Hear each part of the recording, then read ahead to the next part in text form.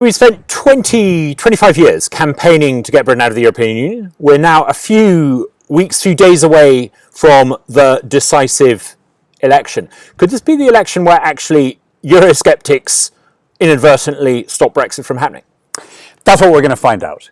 The basic assumption of our Europhile elites, I think, is that Eurosceptic voters are thick, right? They really do believe their own propaganda about us. They think that we are all dim, elderly, working-class bigots who don't get process. And so the whole of their strategy was to try and get Boris to miss the deadline, passing a law to make him miss the deadline, and then say, look, you missed the deadline.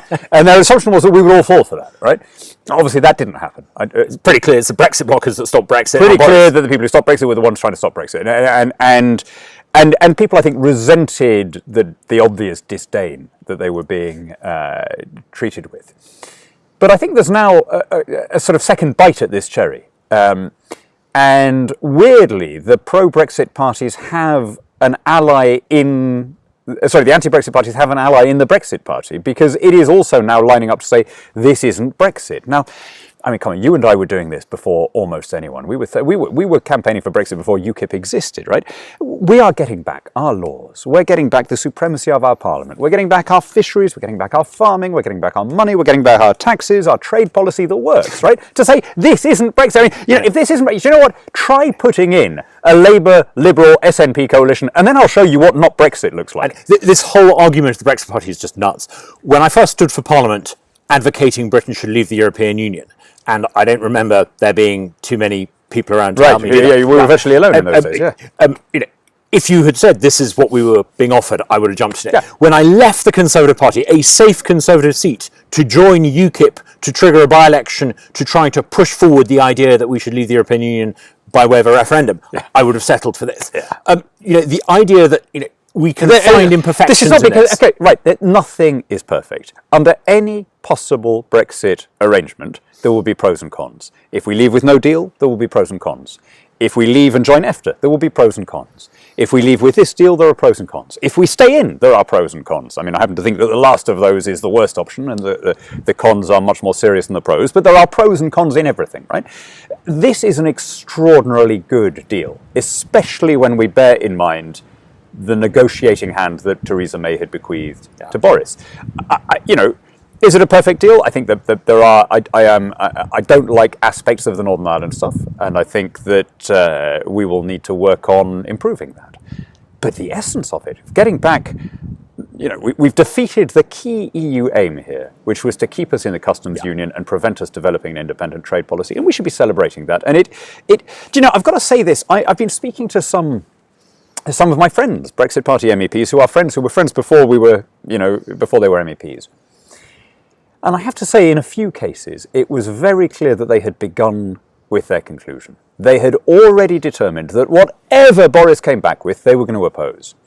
And talking to them, they were swithering around, trying to find grounds on which to oppose. This is so true. When it was announced, they initially focused on the argument that somehow it didn't deliver autonomy on fisheries and agriculture. They abandoned that after they read it. Exactly. And now their opposition to it is focused on not what's in Boris's deal, but what might happen in a future trade agreement. Exactly. So, I mean, I had this, we don't get our fisheries back. Yes, we do. We are a coastal state. We are treated just like Norway or Iceland. Yes, of course, just like Norway and Iceland, we will want to do deals with the EU on total allowable catch like every sovereign country in the world does, but we will do it as a sovereign country. And now to say, well, but there may be an imperfect trade deal at the end of it. Yeah, do you know how to ensure that happens? Don't have a pro-Brexit Conservative majority in Parliament. Put Corbyn in, and then you will see that you do get alignment with EU. You get Corbyn in, Brexit, forget it. It's not going to happen. There'll be a rigged second referendum.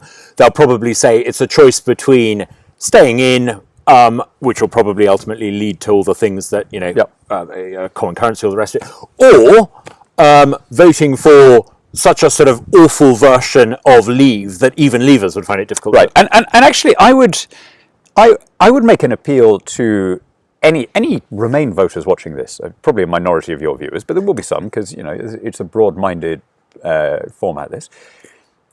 How do you think we can move on as a country and bring to an end the nasty culture war that we've had for the last 3 years?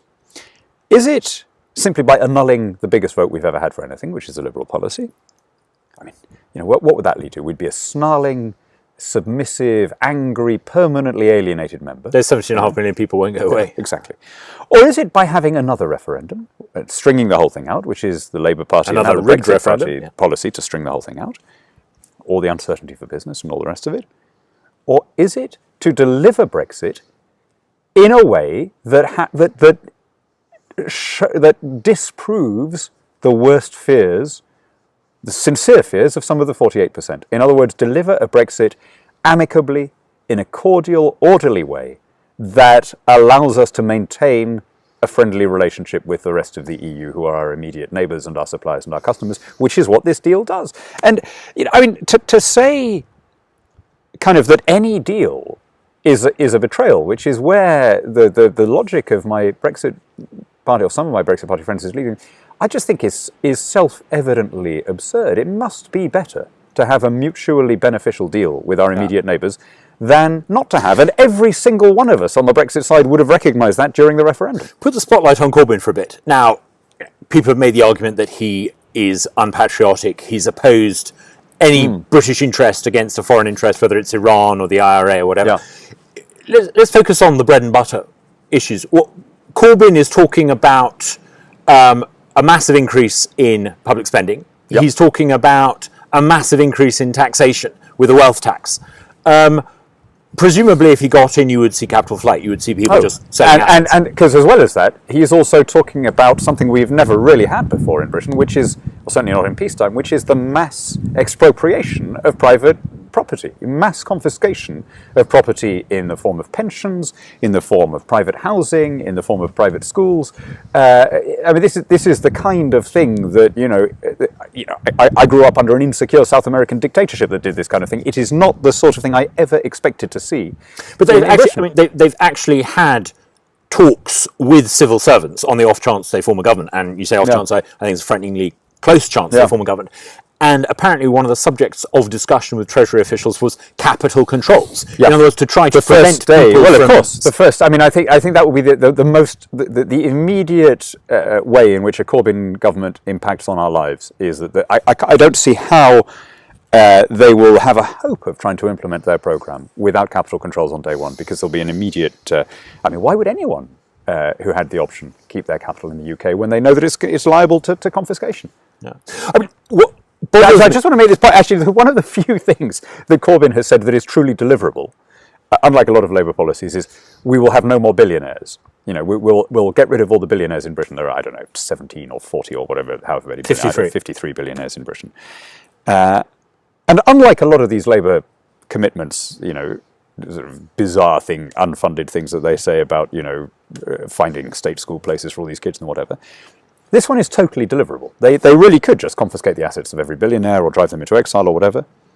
And then what, right? Then what? The rest of us then have to pick up the share of the tax bill of those departed plutocrats. Now, where's that money going to come from? It's going to come from us. This is what always happens when you have what is initially presented as a tax on the rich. It's the same story every time, going right back to income tax itself. It very quickly becomes apparent that there are not enough rich people, and therefore the tax falls on everybody else. One thing I find really odd, people who say they support, younger people who say they support Corbyn, they want choice over their lives. They've got apps on their mobile phones, they decide what they listen to, they have all this choice, and yet they want to leave it to John McDonnell and officials to decide the right kind of housing for them. They want more regulation from people who... I mean, I've met John McDonnell, I've met Jeremy Corbyn. Whether you like them or dislike them, they're fallible human beings. They're not magic wizards who can magic away problems. It's so true. And actually, for what it's worth, I have an eccentricity that some of my friends regard as verging on a mental illness, which is I do quite like Jeremy Corbyn. I used to debate him quite a lot before he became Labour leader. I remember that he has an allotment. He can't be all bad. We did an Oxford Union debate on socialism together, and he always struck me as quite sincere, quite polite, quite prepared to listen to people. But the idea which underpins what you were just talking about, the government should do the important things. yeah, we're perfectly happy to make choices when it comes to what mobile phone company we use, or what takeaway we have, or what we watch on TV. But the government should run schools, housing, industry. I mean, it's precisely the important things that they shouldn't run, because we know that they run it badly, with the best will in the world, even if they were all brilliant people, as well as kind and generous and selfless people. We know where that leads. Governments were not good at installing telephones, they weren't good at building cars, they weren't good at running airlines. Why should we expect them to be any better at the things that Corbyn now wants to do? Anyone who knows anything about British politics and the history of British politics says there are two key elections we've had in our country's history. 1945, July 1945, we went off in a socialist direction for 20, 30 years. May 79, first woman Prime Minister, Margaret Thatcher, we move into a free market direction. It almost feels as if this election is not only decisive because of Brexit, but we've got an epic watershed moment. Yeah. We know where we go with Corbyn. It's sort of retro Venezuela type socialism. If we choose Boris, what do you think would happen in the first 100 days? I think that with Boris, the immediate thing that would happen is that the awful, debilitating culture war on Brexit would be over, which would mean that we could then talk about all the other stuff, properly funding our police, having targeted tax cuts to make the economy work, making Britain the kind of place that the rest of the world wants to come and do business in. And I think that involves some big structural changes, getting on top of our unelected bureaucracies, making government more responsive to people, devolving power. I think there are huge possibilities. I just want to say that it's exactly as you say, the watershed is both ways. And there's, in a way, you say it's retro, retro socialism from Corbyn, but it's not retro in a British context. Every Labour government we've had until now has been, patriotic, pro-NATO, pro-nuclear, and pro-democracy, pro the parliamentary system, and we've actually, I know this is an unpopular point to make for a lot of Conservatives, but I think it's true.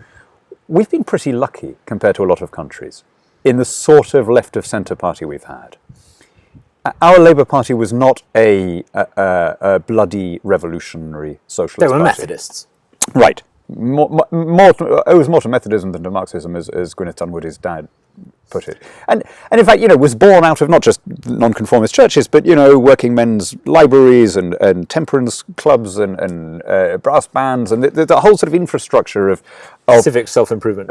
Exactly. That was the greatest boast of the left. The most attractive thing about Labour was that they wanted to lift ordinary people. They wanted to spread opportunities. They wanted to give everyone a fair crack of the whip. And the proudest achievements of the left in Britain were that they took power away from the elites and they dispersed it. They democratized. They had universal education. They opened the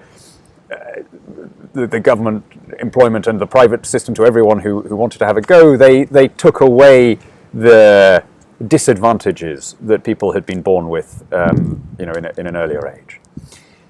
That is a very, very different Labour Party from the one we have now. We've never had a revolutionary Marxist Labour leadership, and we've never before had something which was a part, I'm afraid, of almost every Marxist government, which is a hatred of free enterprise that topples into anti-Semitism. Look, Britain has had its anti-Semites down the years, but they've never infiltrated one of the big parties before. This is totally new, and I think this is a test of the whole country. This is a test of every voter, Jewish or Gentile. Can we allow this kind of thing? Can we just dismiss it? Oh yeah, okay, I don't particularly like that, but I'm going to vote for the other stuff. I actually think there's a real moral test there. Is it? I've been looking at people like John Woodcock. I knew him slightly as an MP. I didn't agree with him on politics, but he's a fundamentally decent person, a likeable person. Even Tom Watson had his differences of opinion, differences of style. I wouldn't have said and done many of the things he said and done, but there's something fundamentally recognisable in him that he comes in a long tradition going back to Gate School and Ernie Bevin and they're jacking it all in. Is this because they think that Corbyn's unreformable? Or do they not want to be part of it? Well, I mean, I really do feel sorry for a lot of. I mean, I know the Labour MEPs better than the MPs, and we've got the guilty, the dirty secret of politics. Of course, a lot of us become friends, and in a way that would horrify their activists. But I really have, my heart has gone out to some of these guys. They've been plugging away perfectly honourably, for 20 years in their party in elected office longer in many cases. And suddenly they're being howled down as traitors at CLP meetings by people who joined 5 minutes ago. and a lot of them are jacking it in. And the reason they're jacking it in is because they face this awful dilemma. And it really, I really don't think you need to be on the left to empathise.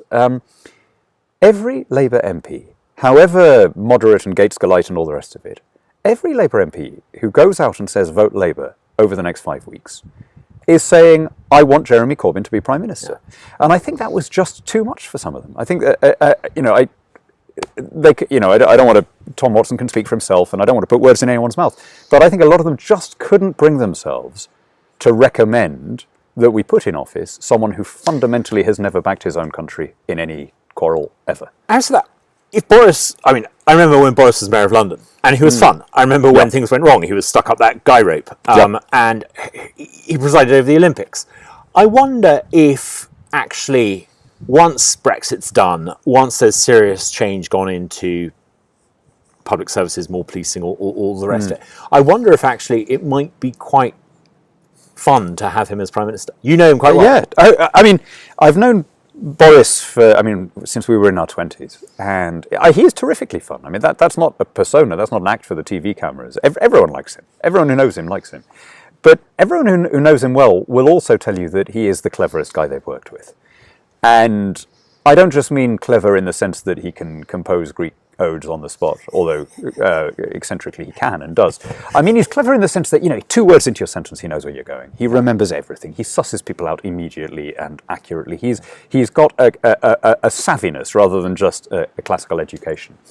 And I think that matters. I really think in a job like Prime Minister of a big country, being able and clever, as well as being likeable and charismatic, is a critical part of the job recommendation. I'd say one of the faults we've had under successive governments of the past 20, 30 years, you've got a little gang, a clique, who capture Downing Street, sit on the sofa, reduce politics to being courtier promotion and advancement, and whether it's Blair or Cameron, it becomes ultimately indistinguishable. What I think you probably need is someone who's almost Reagan-esque, who can identify people who know more about the subject and let them get on with it, to step back a little bit, not to have a grid in Downing Street where you're trying to micromanage every announcement. Yeah. I mean, we all have our particular skills. Yours is firing flintlock rifles. Mine is being able to light fires that work very well.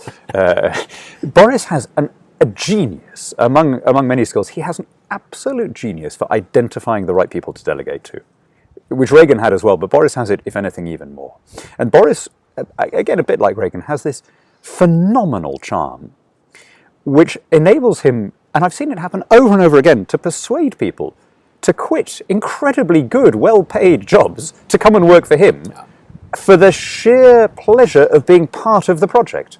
And that's an incredibly good skill to have if you're running a country. I suspect one of the reasons why the cultural elite and the Labour Party, the Labour elite, absolutely vilify Boris is because you've got this ancient Greek-speaking, Oxford-educated, old Etonian who actually has a rapport with ordinary suburban Britain in a way they don't. Yes, he is a class traitor, and that's what they can't forgive. And he's a class traitor in particular because he led the Leave campaign, and he speaks French and he speaks Italian and he went to school in Brussels and his dad was an MEP. He knows, he really understands the Brussels system better than almost every British lobby correspondent who covers it. And knowing it well, he has turned against it sincerely, and that they find that very hard to forgive. Assuming he wins, and I worry about this, I think it's going to be incredibly close. In my part of West London, for example, I think a lot of people may vote Liberal Democrat rather than for Greg Hands, and end up with a Corbyn government. With a Corbyn government. I know. And on the other hand, people I know and trust as Eurosceptics will show poor judgment in thinking they can afford to vote for the Brexit Party. I can't speak for the whole country, but certainly in my region, in my electoral region, which is the home counties, there is a very real danger of the Liberals taking a number of seats. And the danger, frankly, for the Conservative Party is that we win a plurality of the vote, but we don't form the government. Because the Liberals have made it clear, and the SNP have made it clear that there is no coalition for us. And So it literally is. It's Boris or the rest. And It's the Boris or the Brexit rest. Party and the SNP and Labour Party, they're all in the same basket. right. It's Boris or the rest. So the only way that we can win, the only way that Boris becomes Prime Minister and that Corbyn doesn't become Prime Minister, is if the Conservatives win a majority of seats. Any minority government, as far as I can see, leads to some kind of Corbyn government, because and this isn't inference. This is just what they've said. This is what Nicola Sturgeon has said, and and so we're then with another Brexit referendum, we're with a Scottish independence referendum, but before any of that, as you say, we've got the capital controls and the renationalisation of industry and the confiscations and so on. I mean, the idea that can be hanging over you as a possibility, and that you still think that it doesn't really matter if you vote for a minority party because you're making a point. Well, I just really hope people properly think before they cast their votes. I mean, everyone has to vote with conviction. Everyone has to do what they feel right about. The stakes are so high. This is the fourth time we've gone to the polls in 4 years. At this time, it's understandable that people could be fatigued about it and all that, but this time, there is such a binary choice between two such divergent futures, and you have to pick one or the other. Nothing else is on the menu. Yeah. I left the Conservative Party as you know, but I've never felt more certain about voting for a Conservative Prime Minister, because this is it. It's either Boris or everything we stand for falls by the way. And I honestly, I mentioned that I grew up under a sort of Corbynista regime. I grew up in 1970s Peru. It had a leftist dictator called Juan Velasco, who was the direct inspiration for Hugo Chavez, who then inspired Corbyn. I mean, so when I say a Corbynista regime, it's not just a figure of speech. And I can only assume, when I look at the complacency of some of my Lib Dem voting neighbours in Hampshire, that they can't believe it would happen in Britain. I think that we all take things for granted, and if you grow up taking for granted private property, regular elections, the rule of law, the civility that underpins a pluralist, open society, you really struggle to imagine that it could all be undone. But I would just say to people, look at what Corbyn has done as Labour leader. Look at how he has set the rules in such a way that he can't really be removed as Labour leader. Are you really confident that he wouldn't do the same thing if he were Prime Minister? We think it may be a pendulum and it may swing to Corbyn and swing back, but I suspect you're right.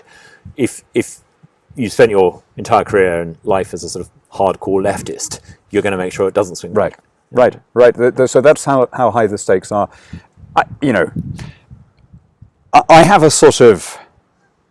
a private theory that every election is won in the end. The British people generally get this right. They punish the party that most deserves to lose. They got it right in 97. It didn't feel like it at the time, but they certainly did. Yes. Arguably, the one they got wrong was 92, when they re-elected John Major. And that was very close.